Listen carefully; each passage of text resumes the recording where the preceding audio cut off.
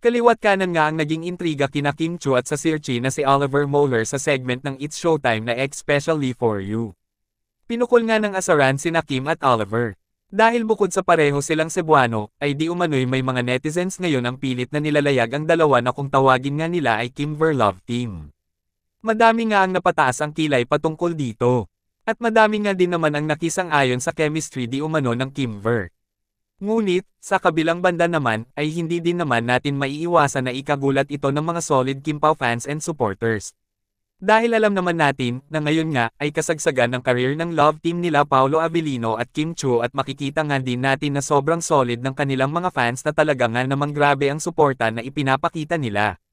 Mapakahit sa ang platform man yan, ay sinisigurado nga daw nilang palagi nilang ibinibigay ang 100% suporta at pagmamahal nila para sa Kim Pao. Ngunit gayon pa man, ang naging epekto ng segment na Especially For You para kina Kim Chu at Oliver, ay makikita nga daw natin na si Kim Chu mismo ang nagpaparamdam sa mga Kim Pao fandom na sobrang loyal siya kay Paolo Avellino. Una, ay ang pag-heart ni Kim sa post ni Paolo. At makikita nga natin na finalo ni Oliver si Kim Chu sa kanyang Instagram, ngunit hindi nga nag-follow back si Kim Chu sa kanya. Marahil, ay bilang respeto kay Paolo Avellino at maging sa Kim Pao family niya.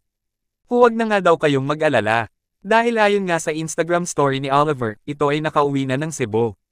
At dahil nga nandun ang kanyang family at work, ay marahil ay wala na daw magiging update pa at intriga na sila ay magkasama o nagkikita.